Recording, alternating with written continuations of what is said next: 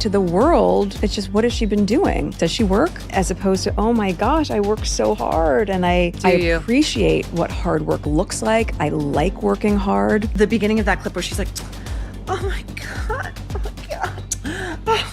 oh, it's like, it's so inauthentic. Is Meghan Markle the Duchess of Drama, or just someone the public keeps getting wrong? That question is blowing up again after her emotional podcast moment, where tears were front and center and vulnerability was the whole vibe. Some people felt sympathy, but others thought it only added more heat to the criticism already following her around. And then there's the energy in the room with host Jamie Kern-Lima, which honestly made some viewers uncomfortable. I don't know how much longer my father has. He won't speak to me because of this security stuff. I would love reconciliation with my family. I've always, there's no point in continuing to fight anymore. As I said, life is precious. If you are trying to reconcile with your family, if you are trying to make amends, you don't go on TV and blame them again. This is literally the last thing. The dynamic felt extra intense, like too much praise and not enough real conversation, and people online definitely picked up on that tension. But that was just the beginning, because the internet also went wild over Meghan landing on Time magazine's top 100 most influential women list. Critics didn't hold back, and when Prince Harry's BBC interview dropped around the same time, the awkward moments had people cringing hard and questioning everything about their public image. Meghan Markle is now accused of breaking the agreement with the late Queen after podcast revelation, with the compliments of HRH, which is Her Royal Highness, the Duchess of Sussex. Behind the scenes, rumors from former staff started floating again, painting a chaotic picture that clashes with the polished persona Meghan usually presents. Some whispers describe her as demanding and self-focused, which only adds more controversy to the mix, especially with business setbacks like the Spotify deal ending and the Netflix projects not hitting the numbers people expected. You made homemade strawberry jam. It's kind of like a doctor when you keep referring to them as doctor and like, call me Susan. Like I would never refer to myself as Her Royal Highness. I think if somebody gives you a gift, you can say, so-and-so, my friend so-and-so gave me a present. Yeah. I don't feel like she needed to show that. All of that has fueled speculation that her connection to the royal family is hanging by a thread, with some critics even saying she should stop signing gifts as Her Royal Highness. Whether that's fair or not, the conversation keeps getting louder every week. Her latest podcast appearance was promoted as totally real. No makeup, no script, just Meghan speaking from the heart. But many listeners didn't buy it. To them, the whole thing felt carefully planned, almost like a performance instead of a spontaneous conversation. And that perception became a major talking point online. Some people even joked that a celebrity claiming something outrageous might sound more believable than Meghan trying to show her authentic self.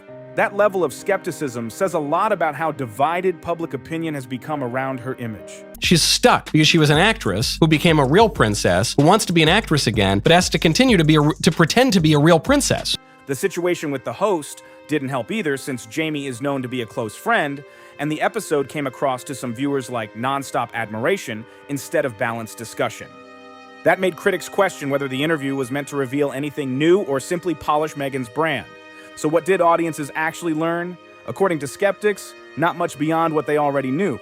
Many believe the podcast was a strategic move tied to her lifestyle business, especially since her product launch sold out in just 30 minutes, which sounds impressive until people realize the stock may have been limited from the start. That's a classic marketing move. Create urgency, create hype, and suddenly it looks like unstoppable success. There are times we get together and I'm like, I just want to have DoorDash come in. And you're like, let's make some. And I'm like, no, I don't want to cook again, Meghan. My God, take a break. Meghan also shared personal details about motherhood, including that she writes nightly emails to her 2 offsprings, which sounds sweet, but also struck some listeners as almost too perfect, like something straight out of an ideal parent handbook. The episode pulled massive streaming numbers with clips spreading everywhere across social media platforms, and Jamie called the conversation raw and unfiltered. And she also is pretending that she's crying. We zoomed in just to see. There isn't a tear in sight. Dan, look at this. I invite the viewers to take a close-up look at this. Where's the tear? Still, a lot of viewers stayed doubtful, especially when Jamie repeatedly emphasized that Meghan had not seen the questions beforehand. That detail actually made people more suspicious instead of reassured, because they wondered why it needed to be highlighted so much in the first place. For many watching, it felt less like proof of authenticity and more like someone trying very hard to convince the audience of something they weren't fully believing. That feeding of others is my self-care. Oh my God, Glenn. You have shown me some of the most excruciating and unbearable footage I've seen in quite a long time. The Daily Mail's Alexander Larman brushed off Meghan's emotional moments as nothing more than a calculated attempt to stay relevant, and over on X, users jumped in fast with their own reactions. One person even joked, even her tears have a PRT, pointing at what they saw as her overly polished delivery and questioning how genuine the whole thing really was. This woman is a born manipulator. The Netflix thing, she doesn't do the work. She don't make the jams. It's all made for her. Meanwhile, Markle reported that critics felt Meghan's stories kept circling back to herself, her struggles, or her business ventures, which made the interview feel more like personal promotion than honest reflection. The Express also cited royal insiders who believe that no amount of emotional rebranding is going to repair the damage to her public reputation, no matter how heartfelt the presentation might seem. She's not editing scripts. She's not editing what's going to happen the next day. People are putting that in place. She won't even organise her own clothes. Everything is organised for her. That is not hard work. Hard work is get up in the morning, get to 7 o'clock, get into a factory or a shop and working for 10 hours on your feet, coming home knackered. That's not what happens to her.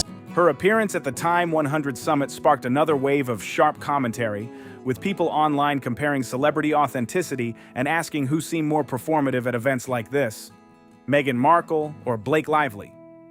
Even though Meghan didn't make the 2025 list, her presence alone was enough to ignite backlash, with critics calling the attention around her exaggerated. I don't know how much longer my father has. He won't speak to me because of this security stuff. For the time being, it's impossible for me to take my family back to the UK safely.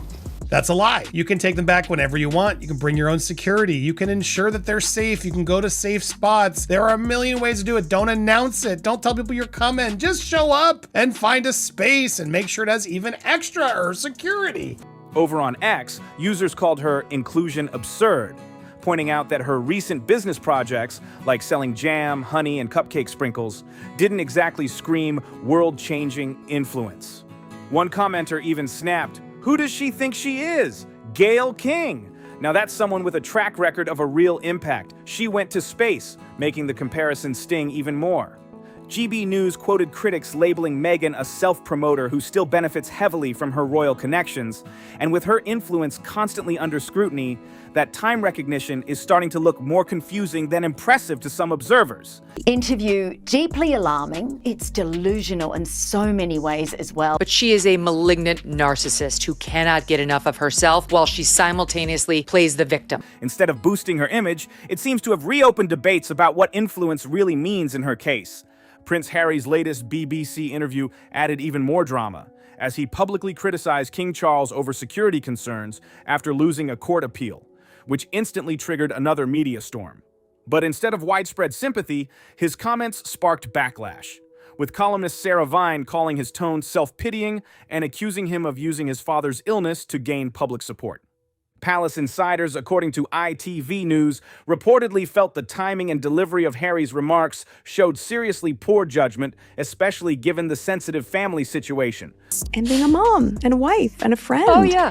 Those are all jobs. I mean, I love being that busy, but I do think it's really interesting when people have no sense of what goes into the thing. Yeah. The Mirror even claimed King Charles has become more cautious about private conversations, worried that anything said could end up in another public interview or documentary. And online, reactions were brutal, with users dragging Harry and calling him entitled, while one comment summed it up harshly as nothing more than a royal pity party. The controversy didn't stop with him either, because Meghan's name quickly got pulled back into the conversation as critics connected the interview to their broader public narrative. According to skeptics, Harry's comments weren't just about security concerns at all.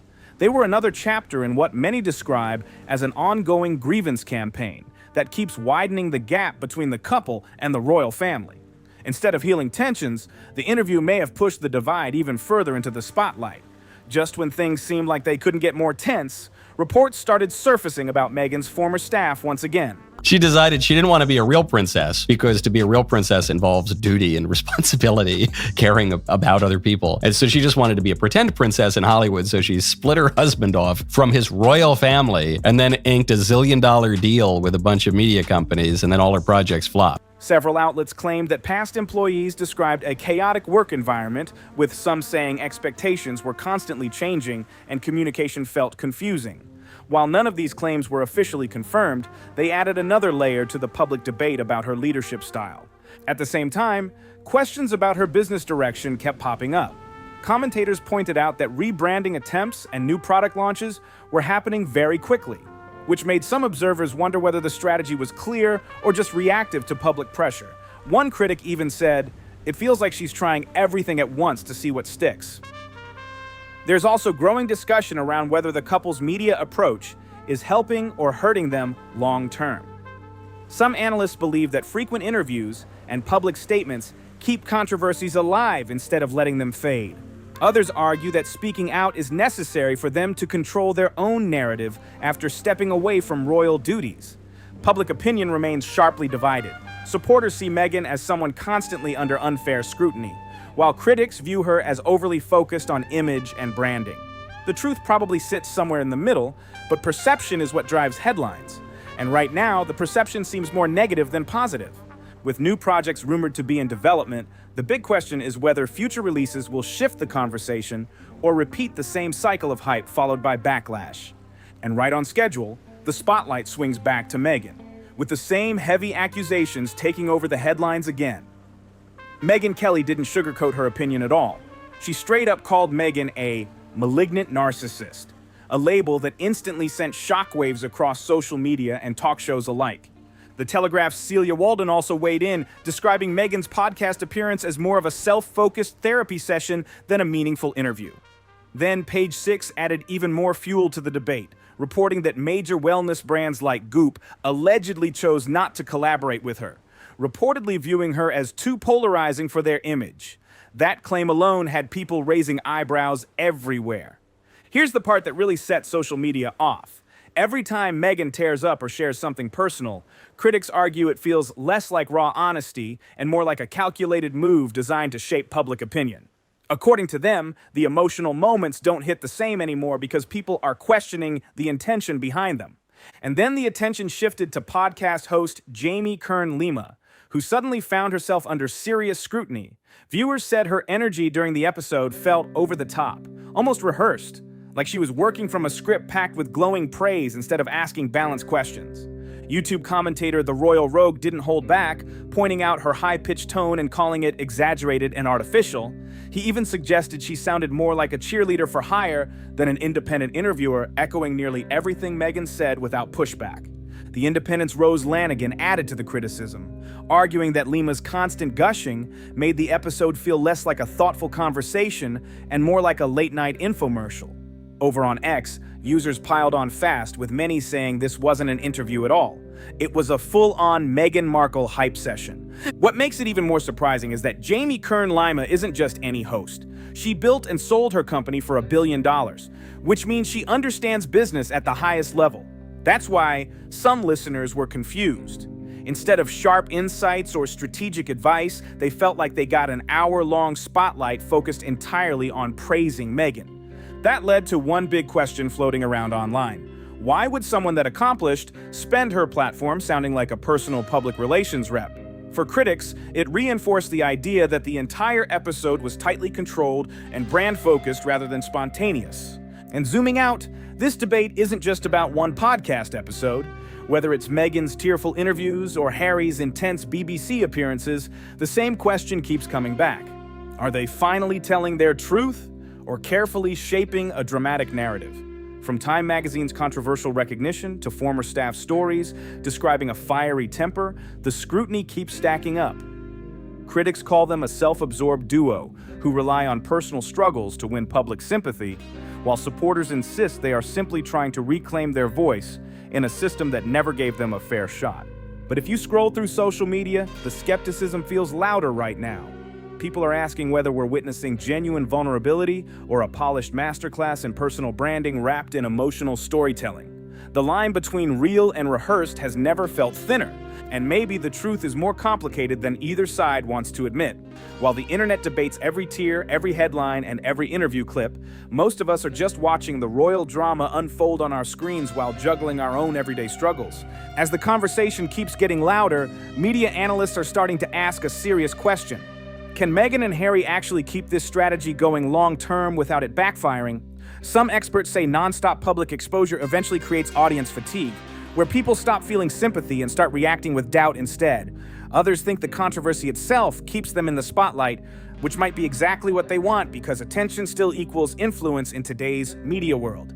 Pressure is also building around whatever they release next, because expectations are now sky high after the mixed reactions to earlier projects. Industry insiders are reportedly watching closely, with one executive saying the next project has to prove they can deliver consistent value, not just headlines, which basically means results matter more than buzz this time. Supporters, though, are not backing down at all, and they continue defending Meghan fiercely. Many point out that women in the public eye often face harsher judgment than men, and they argue that a lot of the narratives around her have been exaggerated or framed unfairly from the start. To them, she's someone trying to move forward and build her own identity beyond royal life, which is not an easy transition under global scrutiny. Critics see it very differently, saying the repeated pattern of emotional storytelling followed closely by business launches creates a sense of distrust among audiences. They believe people are starting to connect the timing of personal revelations with commercial goals, which makes every new announcement feel more strategic than sincere, whether that's true or not. Fair or unfair, perception is shaping reality in real time, and the couple's image now feels like it's sitting at a turning point. The choices they make next could either rebuild credibility and shift public opinion, or push the divide even deeper between them and audiences who once rooted for their success. And if you watch this and have thoughts, drop them in the comments below. If this breakdown made you see things differently, hit subscribe and stay locked in for more deep dives like this. Don't forget to like the video and share it with someone who needs to see it.